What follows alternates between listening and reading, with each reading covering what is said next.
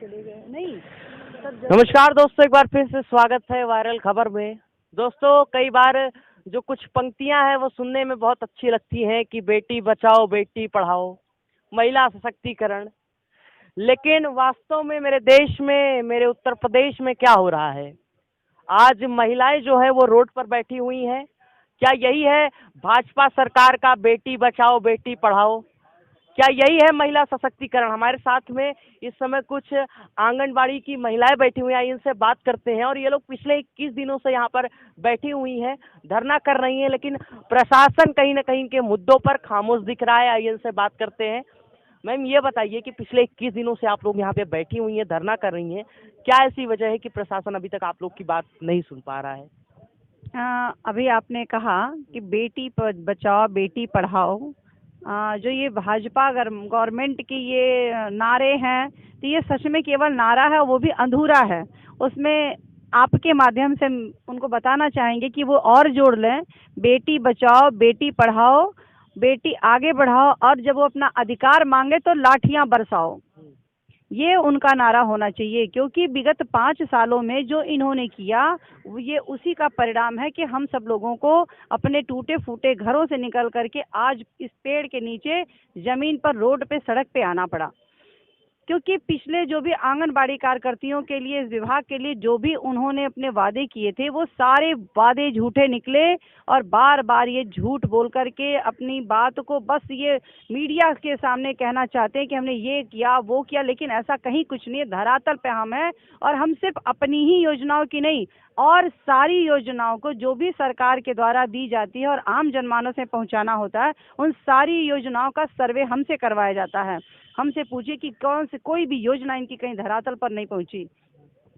तो मैडम, पिछले 21 दिनों से आप धरना कर रही हैं। सबसे पहला मेरा ये सवाल आता है कि प्रशासन से कोई आपकी बात सुनने के लिए आए या फिर कोई नेताजी आए हों बीजेपी वाले? जी, यहाँ तो कोई नहीं आया, लेकिन विगत 17 दिसंबर 2021 को हम लोगों की वार्ता माननीय मुख्यमंत्री महोदय, विभागीय मंत्री श्रीमती स्वाति सिंह के साथ हुई, और विभागीय अधिकारी भी रहे, संगठन के प्रतिनिधि रहे। उन सबके समक्ष वार्ता हुई, और वार्ता में उन्होंने आश्वस्त किया कि आपके जो भी मांगे हैं वो जायज़ हैं, और इस पर सरकार पूरी कोशिश कर रही है कि ये डिमांड पूरे किए जाए। मानदेय चूँकि बहुत कम है, ये हम लोगों की पहली प्राथमिकता है कि मानदेय बढ़ाया जाए। तो मानदेय बढ़ोतरी के लिए भी प्रक्रियाएं चली, और बहुत जल्दी ही मानदेय बढ़ा करके कम से कम 8,000 सरकार देने की कोशिश में है, जो बहुत जल्द ही दिया जाएगा।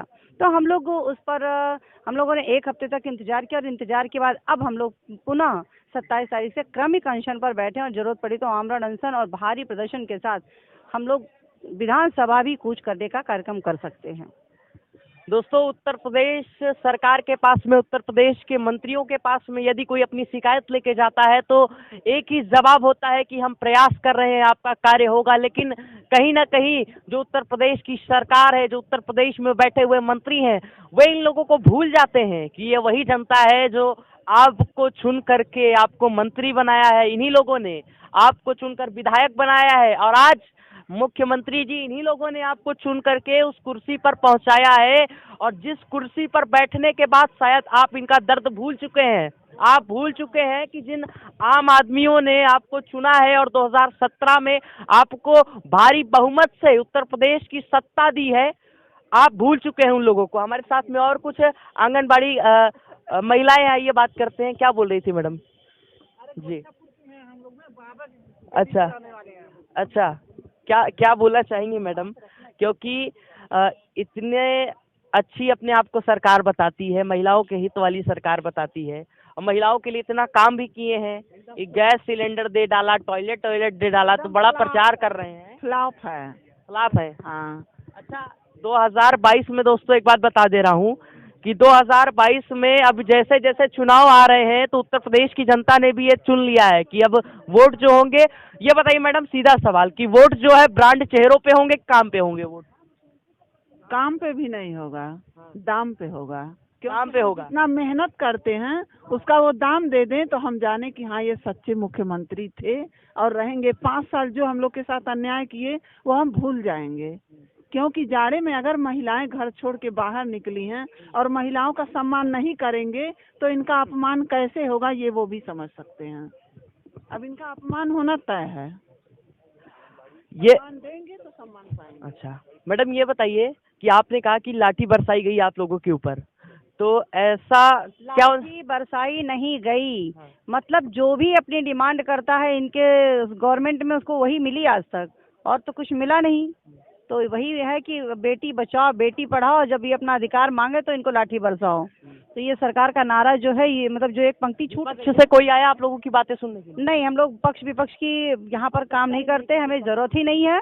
हम उसी से डिमांड करते हैं जो सरकार में है, जो सत्ते में है। और चूंकि इनको हम लोगों ने बहुत उम्मीद के साथ, बहुत सम्मान के साथ कुर्सी पर बिठाने के लिए वोट किया और जनता से करवाया, क्योंकि हम लोग बीएलओ का भी काम करते हैं और हम लोग खुद एक बहुत भारी संख्या में काम करते हैं। तो हम लोगों ने इनको सरकार की कुर्सी पर बिठाने का काम किया, इसलिए हम लोग खुद इनसे उम्मीद करते हैं। विपक्ष और इसके पहले कौन था क्या नहीं था, इससे हम लोगों का कोई मतलब नहीं। दोस्तों, उत्तर प्रदेश में जो मंत्री पद पे मौजूद है स्वाति सिंह जी, वो भी कहती हैं कि हम प्रयास कर रहे हैं। यानी आप मंत्री पद पे होने के बाद भी, आप सरकार में होने के बाद भी प्रयास कर रहे हैं, तो शायद कहीं ना कहीं आपका उस पद पर होना व्यर्थ है, क्योंकि जिन लोगों ने आपको 2017 में चुन करके सत्ता में लाया है और आपको उस काबिल बनाया है, आज आप कहीं ना कहीं यही बोल रहे हो उनको कि हम प्रयास कर रहे हैं। यानी आपके पास पद होने के बाद भी आप कुछ नहीं कर पा रहे हो। और पिछले 21 दिनों से इन्होंने बोला है कि बेटी बचाओ बेटी पढ़ाओ, और विपक्ष बोल रहा है कि बेटी दौड़ाओ। कांग्रेस पार्टी वाले बेटियों को दौड़ा रहे हैं, मैराथन निकाल रहे हैं, लेकिन यहाँ पर जो महिलाएं हैं उनकी पीड़ा सुनने के लिए कोई नहीं आता। मैं किसी भी स्पेसिफिक नेता की बात नहीं कर रहा हूँ, लेकिन शायद जो भी पक्ष में है, जो भी विपक्ष में, कोई भी इन बेटियों की, इन महिलाओं की बात सुनने के लिए नहीं आ रहे हैं। और आज जो देश की महिला है वो रोड पर बैठी हुई है। यही असलियत है, यही सच्चाई है, यही जमीनी स्तर की सच्चाई है, यही सरकार की सच्चाई है। और मैं इस सच्चाई को दिखाता रहूंगा अंतिम सांसों तक, इस सच्चाई को आपके सामने लाता रहूंगा। मिलते हैं अगले वीडियो में, बने रहिए वायरल खबर के साथ। जय।